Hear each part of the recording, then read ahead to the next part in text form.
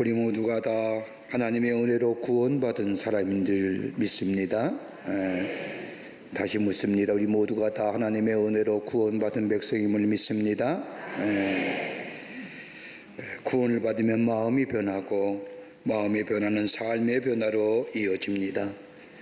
절망과 죽음이 변하여 소망과 더불어 영원한 생명의 삶을 살아가게 합니다. 여러분, 변화한다는 것은 새로워진다는 겁니다. 여러분, 죽은 생명에 있어서의 변화란 계속 썩어져 가는 것뿐입니다마는 살아있는 생명에서의 변화란 시간과 더불어 자라고 더 높이 성장하는 것을 의미합니다. 그러기에 생명력이란 살아있는 존재에게만 적용되는 겁니다. 이렇게 본다면 그리스도의 변화는 생명으로의 변화요, 이 생명으로의 변화는 우리에게 참된 자유함을 가져다 줍니다. 그러기에 그리스도 안에서의 변화란 참된 자연으로 살아가는 것을 말합니다. 커뮤니티 활동가로 활동하고 있는 하버드 대학 출신의 켄트 케이시라고 하는 사람이 쓴 책 가운데 그래도 우리에게 아직도 희망이란 책, 희망이 있다고 하는 책의 제목이 있습니다. 영어에 표현하면 좀 쉽죠. Anyway, 그렇다 할지라도, 그렇다 하더라도 라는 제목의 책의 글입니다. 그는 1960년대 하버드 대학교 학생이었던 이 켄트 케이지는 사회 전반의 일을 연구하면서 이렇게 생각했다고 합니다. 세상이 온통 미쳐 돌아간다. 들리는 소리도 미친 소리요, 보이는 것도 다 미친 짓이라는 겁니다. 이러한 모습을 보면서 마지막 결론에 그는 이야기하기를 미미하지만 아직도 개인이 변화되기만 하면, 아니 나 하나만이라도 변화되면 세상은 조금씩 달라질 것이다. 그래서 책이 Anyway, 그렇다 치더라도 라는 책입니다. 그러면서 그는 삶의 역설적인 10가지의 방법을 우리에게 말합니다. 하나는 사람들은 논리적이지 않고 이성적이지 않다. 게다가 자기중심적이다 라고 이야기하면서 그래도 사람들을 사랑하라고 얘기합니다. 착한 일을 하면 사람들은 다른 속셈이 있을 것이라고 의심하지만은 그래도 착한 일을 하라. 당신이 성공하면 가짜 친구와 진짜 적들이 생길 것이다. 그래도 성공하라. 오늘 착한 일을 해도 내일이면 사람들이 잊어버리게 될 것이라도 그래도 착한 일을 하고 그래도 성공하라. 정직하고 솔직하면 공격당하기 쉽다. 그래도 정직하고 솔직하게 살아라. 사리 속에 눈먼 소년배들이 큰 뜻을 품은 훌륭한 사람들을 해칠 수 있다 할지라도 크게 생각해라. 사람들은 약자에게 호의를 베푼다. 하지만 결국에는 힘 있는 자의 편에 선다. 그래도 소수의 약자를 위해 분투하라. 명년 동안 공들여 쌓은 탑이 하루아침에 무너질 수 있다 하더라도 그래도 탑을 쌓아라. 물에 빠진 사람들을 구해주면 보따리 내놓으라고 덤빌 수도 있다 하더라도 도움이 필요한 사람을 도와라. 최선을 다해 헌신해도 칭찬 대신 힐난을 들을 수 있다. 그래도 헌신하라. 오늘 본문의 말씀은 예수님이 제자들에게 산에 오르셔서 하신 산상수훈의 말씀입니다. 오늘 마태복음 5장부터 시작한 이 산상수훈의 말씀은 첫 번째, 심령이 가난한 자는 복이 있나니 천국이 그들의 것이며 애통하는 자는 복이 있나니 라고 얘기하시면서 저들의 위로함을 받을 것이라고 시작된 이 말씀은 하나님의 나라의 백성의 삶이 무엇인지를 우리에게 분명히 가르쳐주는 말씀입니다. 그리고는 예수님께서 제자들 향하여 너희는 세상의 소금이요 빛이라고 말씀하시면서 삶의 구체적이고도 실제적인 교훈의 말씀들을 전하여 주십니다. 형제에 대하여 분노하지 말라, 간음하지 말라, 맹세하지 말라. 그리고 오늘 본문의 말씀이 약한 자를 대적하지 말고 원수를 사랑하라고 말씀합니다. 앞에 대하여 형제에 대하여 분노하지 말라, 간음하지 말라, 맹세하지 말라. 이 말씀은 우리의 삶 속에 어느 정도 지킬 수 있는 부분의 말씀입니다. 그런데 그 다음에 하신 예수님의 말씀, 악한 자를 대적하지 말고 원수를 사랑하라고 하시면서 구체적으로 삶의 강령들을 말씀하시는데, 그 말씀을 읽어보면 도무지 지금 우리의 삶의 모습 가운데는 감당하기가 쉽지 않은 이야기입니다. 그 하나 뭐냐? 오른밤을 때리거든 왼밤을 돌려대라는 겁니다. 여러분, 상식적으로 생각하면 안 되는 일이 아닙니까? 사회생활 하다가 좋지 못한 사람을 만났는데 대뜸 그 사람이 내 오른편을 때렸다 하십시다. 여러분, 악한 자가 오른밤을 때리려고 하면 왼손으로 때려야 합니다. 오른밤을 때리려 하면 왼손잡이가 됩니다. 오른손잡이가 오른밤을 때리는 것은 쉬운 일이 아닙니다. 그러니까 오른손잡이가 오른밤을 때리려고 하면 왜요? 손등으로 치는 겁니다. 이렇게. 이거 얼마나 기분 나쁜 일입니까? 모욕적인 일이지요. 모독입니다. 그러기에 유대 나라의 풍습에 의하면 손등으로 남의 뺨을 치는 것은 인격적인 모독으로 받아들였습니다. 가장 수치스럽고 모욕스러운 행동입니다. 여러분, 자아를 존중하고 자기에게만 지대한 관심을 가지고 사는 이 세상 사람들, 여러분, 이런 일을 당하면 어떡할까요? 똑같이 해야죠. 근데 주님 뭐라고 해요? 포복하지 말래요. 왼뺨을 들이대라는 거예요. 인격적인 모독을 당하였을 때도 똑같이 대갚아 주려 하지 말고 왼뺨까지 대라는 겁니다. 가당치한 일입니까? 이것으로 끝나는 것이 아니라 40절의 말씀을 보면 어떤 사람이 나의 속옷을 가지고자, 다시 말한다면 내 재산의 욕심을 내어 뺏고자 재판을 걸어 소송을 걸었습니다. 누군가가 속옷을 달라고 법으로 고발했을 때에 예수님 뭐라고 얘기합니까? 겉옷까지 건네주어라. 여러분, 유대인들에게는 속옷과 겉옷에는 상당한 차이가 있습니다. 겉옷은 아주 특별한 옷입니다. 예수님 당시에 살아가는 사람들 대부분이 겉옷 한 벌이었습니다. 겉옷은 일교차가 심한 유대 땅에서 생명을 보존해주는 이불과 같은 역할입니다. 낮에는 두르고 다니면서 심한 모래바람을 막습니다. 그리고 밤에는 추운 광야의 온도차를 이기게 해주는 것이 겉옷입니다. 몸을 보호하고 생명을 보존하는 것이 겉옷입니다. 생존권의 문제입니다. 그런데 재판에 섰던 사람의 겉옷이 아니라 속옷을 달라고 했다면 상대적으로 덜 중요한 여벌의 옷을 달라고 한 것입니다. 그때에 아낌없이 네 겉옷까지 벗어주어라. 달랑 그거 하나인데요.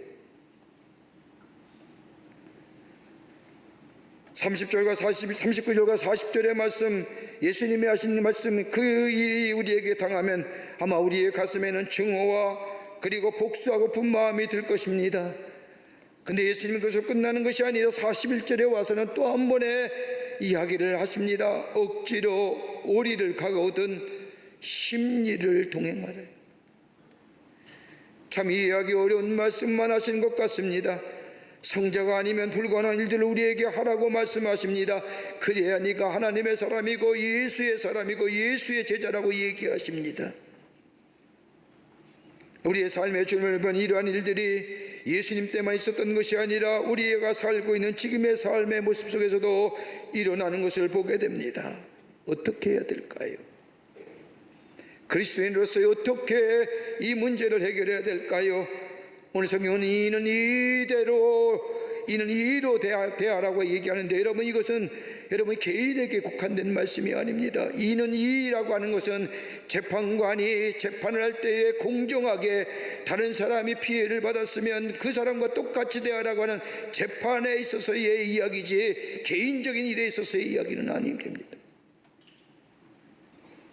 새로운 하나님의 나라의 백성의 삶의 모습을 예수님은 말씀하시는데, 그 말씀 따라 살아가는 삶이 하늘의 상급이 큰 복된 인생이요 하나님을 증거하는 인생이 된다고 이야기하시면서 오늘 우리에게 몇 가지로 삶의 교훈들을 말씀하여 주십니다. 어떤 성서학자들은 이 말씀이야말로 예수님의 휴머니즘이 가장 잘 나타나는 말씀이라고 이야기하지만, 오늘 이 시대를 사는 우리에게 이 말씀이야말로 내가 하나님의 사람임을 증명하고 증거하는 귀한 말씀인 줄 믿습니다. 함께 말씀을 나누며 은혜 받기를 원합니다. 첫째는 악한 자를 대적하지 말라는 겁니다. 오늘 마태복음 5장 39절의 말씀을 보면 나는 너희에게 이르노니 악한 자를 대적하지 말라고 말씀합니다. 다른 말로 말하면 나의 부패하고 타락한 본성에 따라 개인적 복수를 행하지 말라는 겁니다. 누군가 나를 해코지하기 위하여 공격할 때 나의 본성을 따라 내가 해를 입은 이상으로 되려놓고 이상으로 대갚으려고 하는 보복 충동에 사로잡혀 사람들을 대하거나 악을 악으로 갚아서는 아니 된다는 말씀입니다. 저쪽에서 악을 행했으니 나도 악하게 대한다.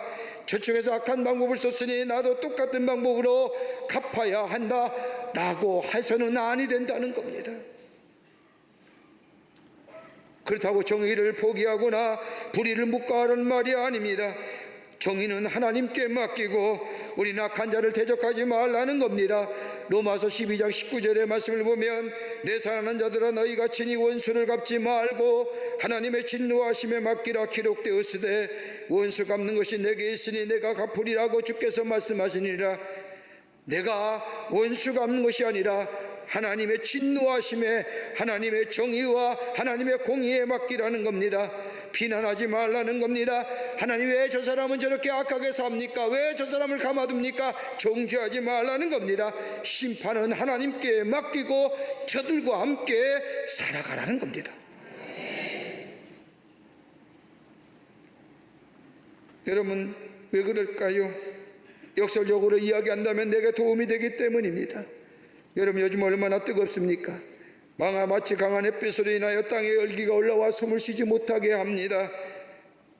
얼마 전에는 많은 비가 내려 많은 재난이 당했습니다. 태풍이 올라온다는 소식도 들었습니다. 없으면 좋을 것 같은데 그렇지 않다는 겁니다. 비바람이 없기를 바라지만 비바람이 없으면 살 수가 없듯이 저 태풍이 불지 않으면 바다의 생명력이 사라지듯이 때로는 악한 자들이 우리를 대적하고 우리로 하여금 힘이 들게 하고 가슴에 아픔을 주지만 이 모든 일들이 있어야 한다는 겁니다. 왜요? 저가 있기에 내가 있는 것이고 저들을 보면서 내가 어떤 존재인가를 발견하게 될 뿐만 아니라 깨닫게 될 뿐만 아니라 저들이 있기에 하나님의 은혜가 얼마나 귀하고 소중한 것을 깨닫게 된다는 겁니다. 여러분 악한 자를 악하게 되었다가 큰 낭패를 본 가정의 이야기가 있지요. 여러분 창세기 34장의 말씀을 보면 야곱의 자족들이 고향으로 돌아가기 위하여 삼촌이 라반의 집을 떠나 세겜 땅을 지나갈 때에 야곱의 사랑하는 딸 디나가 세겜성의 여인을 보러 나갔다가 하몰의 아들인 세겜에게 몹쓸 일을 당합니다. 이러한 사실을 한 야곱의 아들들이 세겜 족속에 찾아가 세겜 족속의 모든 남자들이 할례를 받으면 디나와 결혼하게 해주겠다고 이야기하자 세겜 족속의 남자들이 다 할례를 받습니다. 그때를 이용하여 야곱의 아들들인 저 시므온과 레위가 주동하여 세겜 족속의 남자들 다 죽여버립니다. 악을 악으로 갚는 거죠. 이 엄청난 사건 앞에 야곱은 망연자실합니다. 그런데 성경의 역사를 보면 이 사건이 인하여 야곱은 평생을 아픈 가슴을 안고 삽니다. 어째 그런 일이 내 일생에, 어째 그런 일이 내 일생에. 그뿐 아니라 그 일을 주동했던 시므온과 레인이 어떻게 되느냐? 시므온은 역사상에서 사라집니다. 레위는 야곱이 죽기 전에 가족들 자녀들에게 축복하는데 레위는 야곱의 축복에서 제외됩니다. 악을 악으로 갚는 자의 삶의 모습입니다. 여러분 우리가 세상을 살려보면 개인적으로 악한 사람과 어떤 관계를 맺을 수가 있습니다. 악한 사람과 어떤 이해관계에 걸릴 수도 있고 그렇다고 해서 우리가 손해도 보고 욕도 당하고 고통을 당할 수도 있습니다. 오늘 예수님은 왼뼘까지 돌려댄다고 하는 뜻이 무엇일까요? 내가 모욕을 당하게 될 때는 그것을 가지고 너무 가슴앓이하지 말고 차라리 모욕을 당하라는 겁니다. 그렇다고 해서 내가 죽는 것이지 아니지 않느냐? 너는 하나님의 아들과 딸이 아니냐? 하나님이 계시는데 내가 왜 망하겠느냐? 집안이 깡길이 부서질 줄 아느냐? 그렇지 않으리라. 어떤 사람이 너의 인권을 침해하고 자유를 침해하기 위해 싫은 일을 억지로 강제로 시킬 때 뭐라 하지 말고 아예 심리까지 가져오라. 이렇게 된 바에 기쁜 마음으로 봉사해 주어라. 누가 너를 이용해서 무엇인가 좀 해먹기를 원하느냐? 막을 수 있다면 막아야 하지만은 피할 수 없는 상황이라면 기쁨으로 마음으로 그를 위해 희생해 주어라. 누가 갚아요? 하나님이 갚으실 것이라. 악을 악으로 대하지 말라는 겁니다. 그것이 없이어도 망하는 것이 아니라는 겁니다. 왜요? 마태복음 7장 11절 산상보험의 말씀의 마지막 결론 부분에 들어가면 예수님이 말씀하지 않습니까? 구하라 그리하면 너에게 주실 것이요, 찾으라 그러면 찾아낼 것이요, 문을 두드리라 그러면 열릴 것이니 구하는 이마다 받을 것이요, 찾는 이는 찾아낼 것이요, 두드리는 이에게는 열릴 것이니라. 너희 아버지께서 구하는 자에게 좋은 것을 주시지 않겠느냐? 전능하신 하나님이 너희 아버지가 되시지 않겠느냐? 네가 손해본다고 하나님이 그냥 넘어갈 것 같으냐? 채우시지 않겠느냐? 구하라, 찾으라, 두드리라 그러면 열릴 것이고 얻어질 것이니 좀 손해보고 살아라라고요.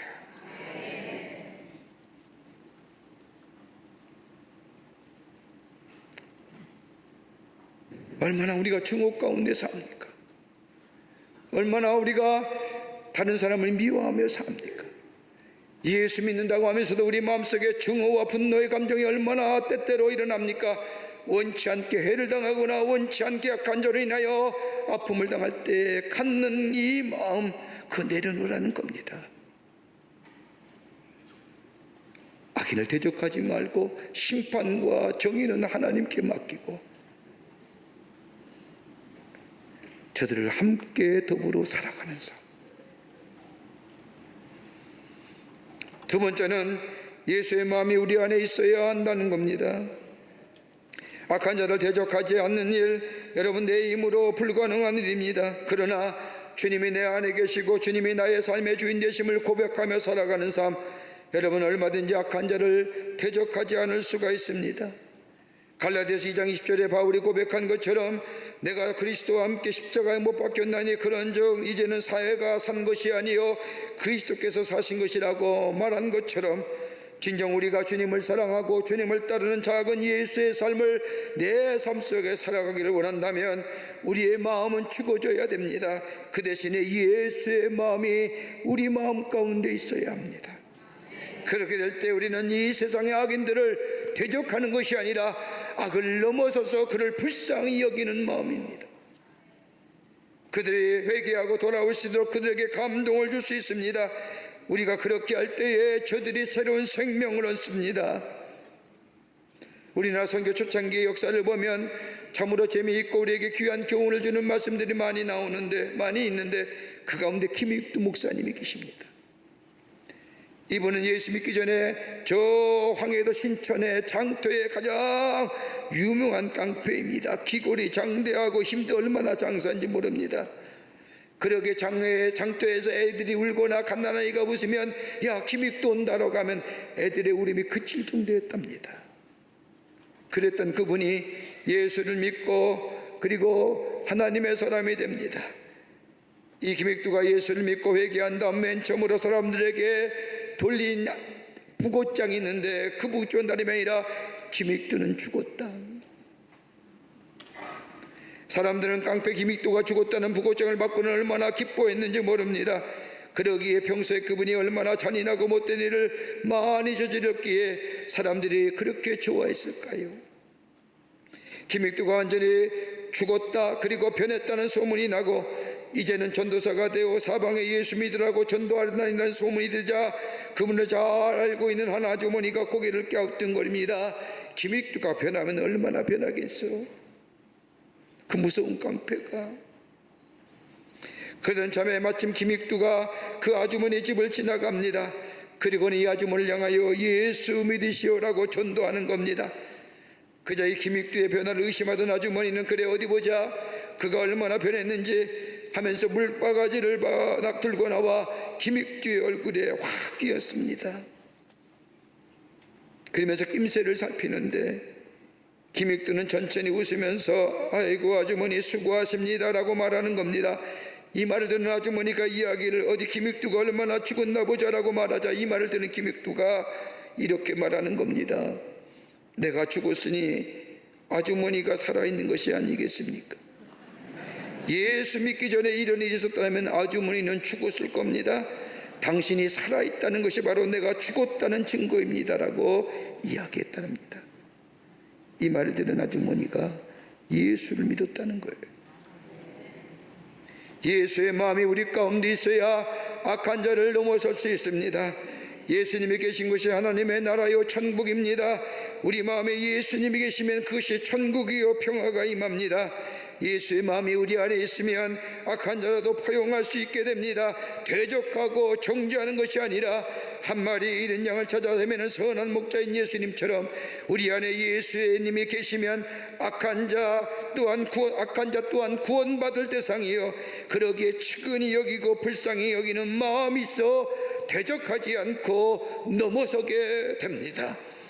그러게 로마서 12장 7절의 말씀을 보면 아무에게도 악을 악으로 갚지 말고 모든 사람 앞에서 선을 도모하라 말씀하실 뿐만 아니라 베드로전서 3장 9절의 말씀을 보면 악을 악으로 욕을 욕으로 갚지 말고 도리어 복을 빌라 이를 위하여 너희가 부르심을 받았으니 이는 복을 이어받게 하려 하심이라고 하는 말씀처럼 악을 악으로 갚지 말고 그를 위해 복을 빌라 너희가 이것을 위해 부르심을 받았다고 말씀합니다.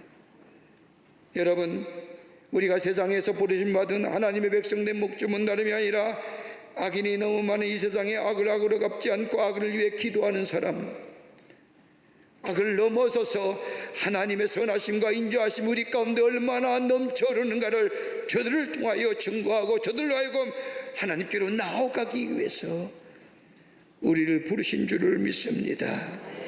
이런 인생에게 복을 주시며 복을 누리는 인생으로 살아가게 하신다는 겁니다. 여러분, 우리의 삶 가만히 보십시오. 우리의 삶에 얻어지는 기쁨은 내가 땀 흘려서 내가 노력해서 얻어지는 기쁨은 일시적인 겁니다. 쉬 사라집니다. 그러나 하나님이 주신 복을 누림으로 내 안에 기쁨이 있는 것은 이것은 영원한 기쁨입니다.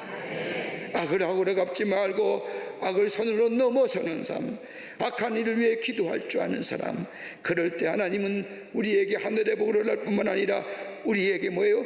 평안을 주시고 그 평안은 세상에 주는 평안과 다를 뿐만 아니라 우리 안에 기쁨이 넘쳐나는 인생으로 복된 삶으로 살아가게 해 주십니다. 이렇게 살아가는 것.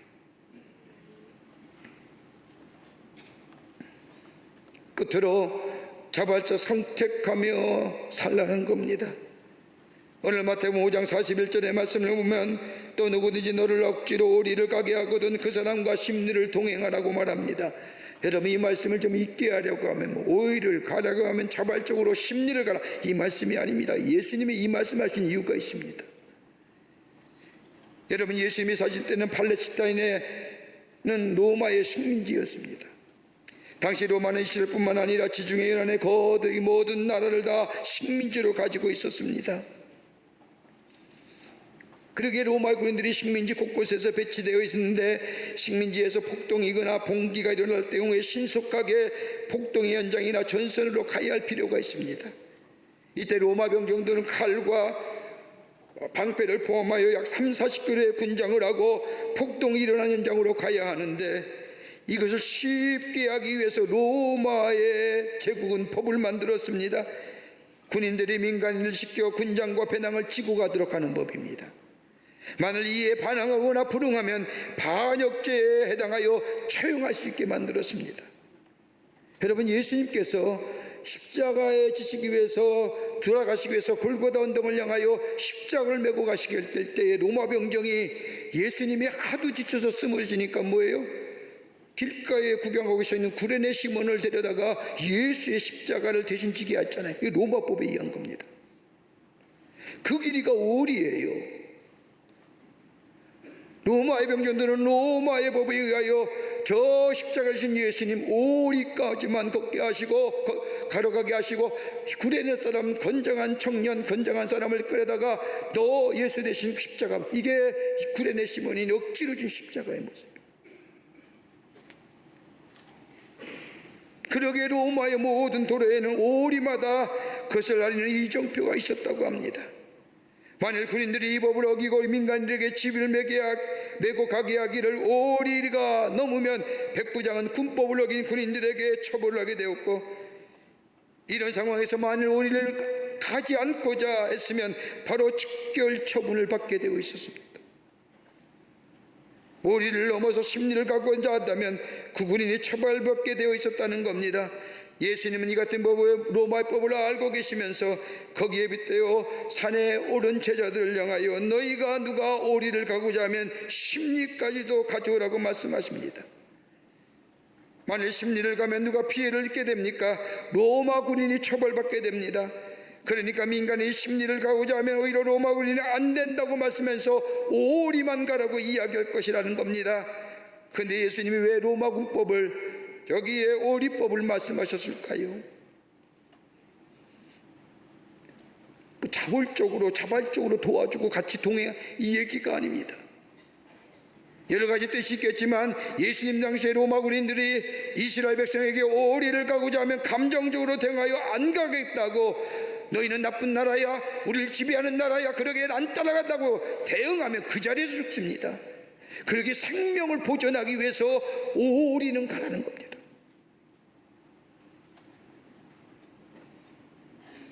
안타까운 마음으로 오리를 가지고 갈 때에 십리라도 가주는, 그래서 죽음을 피하고 생명을 아끼라고, 생명을 보존하는다고 하는 말씀이지만, 그러나 이 말씀보다 더 큰 의미가 어디 나오느냐? 오늘 산상수훈의 마지막 부분인 마태복음 7장 12절의 말씀 결론 부분이라 할 것이라고 할 말씀인, 그러므로 무엇인지 남에게 대접을 받고자 하는 대로 너희도 남을 대접하라, 이것이 율법이요 선지자니라 하십니다. 이웃이 나에게 바라는 대로 해주라는 겁니다. 손해보라는 겁니다. 손해본다고 생명이 사라지는 것이 아니라는 겁니다. 자원하는 마음으로 해주라는 겁니다. 여러분, 우리가 산다는 것은 사람과 사람의 만남에서 비롯되지 않습니까? 어떤 사람은 그렇습니다. 누군가 달라고 하면서 주지 않고 자기 것만 생각하는 사람이 있습니다. 손톱 많지도 손해보지 않으려고 하는 사람, 자기 것은 빼앗기지 않으려고 하면서 남의 것은 자기 것으로 만들기 위해 애를 쓰거나 수단 방법을 가리지 않는 사람. 여러분, 이런 사람을 볼 때 어떻습니까? 역겹지요. 서로 차지하려고, 주지 않으려고 할 때 그 사이에 싸움이 나지요. 악취입니다. 그렇게 하지 말라는 거예요. 우리까지는 억지로 갔습니다. 가고 싶어서 간 것이 아닙니다. 가자고 하니까 끌려간 겁니다. 억지로 피동적으로 소극적으로 부득불해서 오리까지 갔습니다. 이제는 생각해야 됩니다. 이 사람이 더 가야 할 사람입니다. 내가 오리까지만 간다면 이 사람은 나머지 오리를 혼자 걸어가야 합니다. 그래서 마음을 바뀐 겁니다. 자발적으로 자원하는 마음으로 남은 오리를 함께 가는 심리까지 가는 겁니다.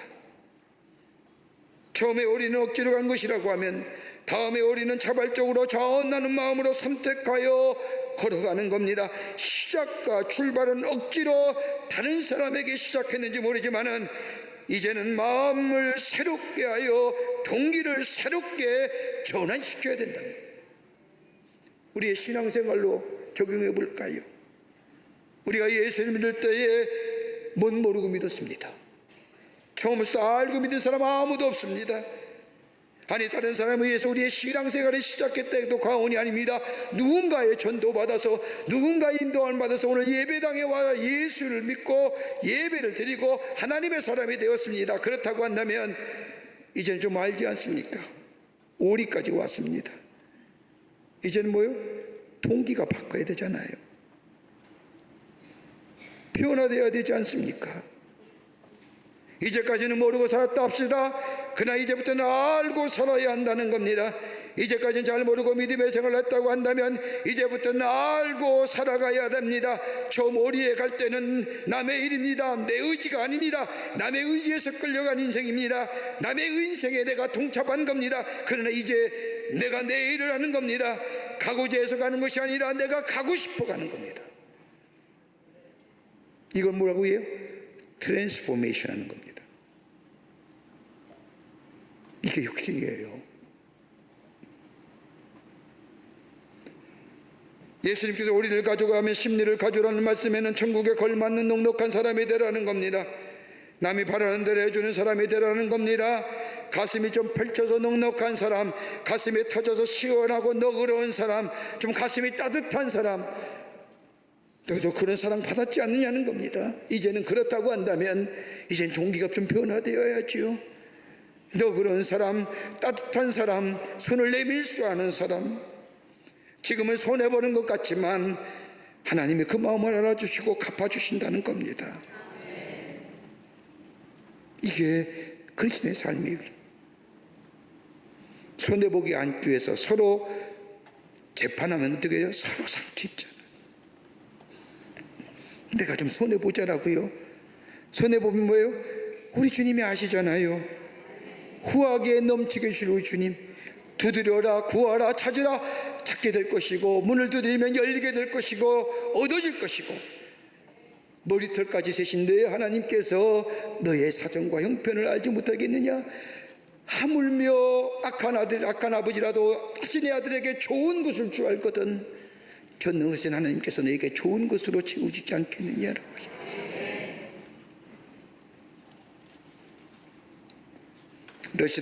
러시아의 문화인 톨스토이가 어느 날 길가에서 한센병 환자를 만납니다. 남난 옷차림의 한센병 환자가 길을 막고 서서 톨스토이에게 도와달라고 손을 내밉니다. 그때 톨스토이가 자신의 옷주머니를 뒤져보니 돈이 없는 겁니다. 아무리 뒤져봐도 나오는 것이 없자 톨스토이가 말합니다. 미안합니다. 제가 지금 가지고 있는 돈이 없습니다. 꼭 주고 싶은데, 드리고 싶은데 드릴 돈이 없군요. 형제여 미안합니다 라고 하면서 한센병 환자의 손을 덥석 잡.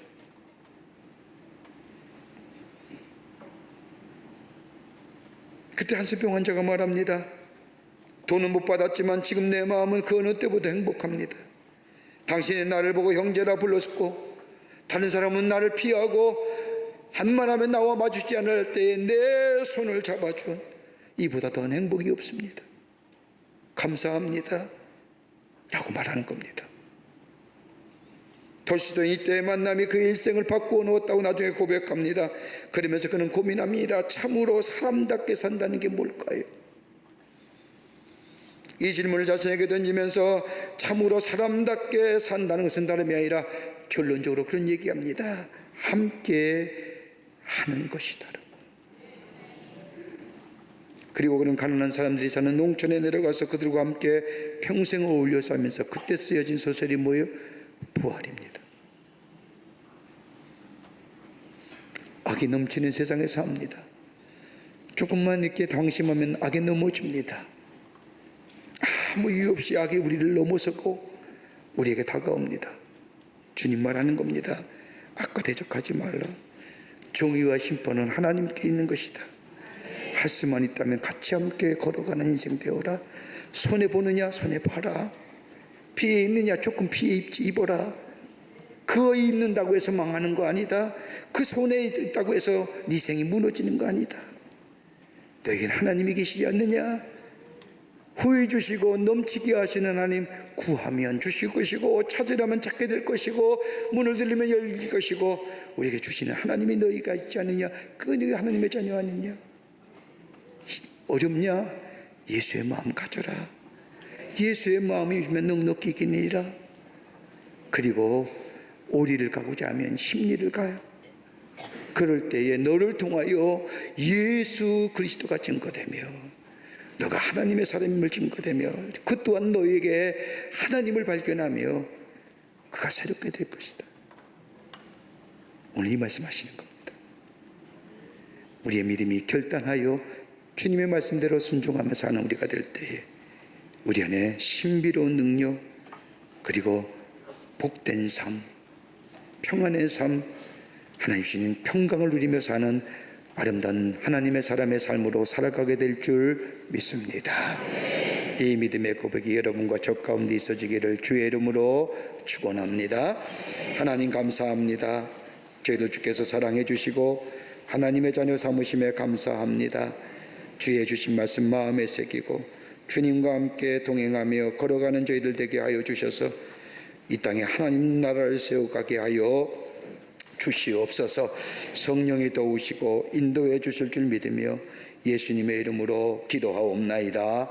아멘. 지금은 우리 주 예수 그리스도의 크신 은혜와 하나님 아버지의 한량없으신 사랑하심과 성령님의 내재하심과 임재하심과 동행하심이 오늘 거룩한 주의 날 주의 전을와 마음과 정성을 모아 하나님 앞에 예배하며 주신 말씀 마음에 새기고 저 땅에 나가 하나님의 사람으로 주의 평화를 즐거하며 주의 은혜를 증거하며 이 땅에 하나님 나라를 세워가기로 쓰임받기로 새롭게 결단하며 저 세상을 향하여 걸음 옮긴 우리 모든 광림의 권속들의 걸음걸음과 영상을 통하 예배에 참여한 당신의 거룩한 백성들 위해 주께서 지금으로부터 영원토록 함께 하시기를 간절히 축원하옵나이다. 아멘.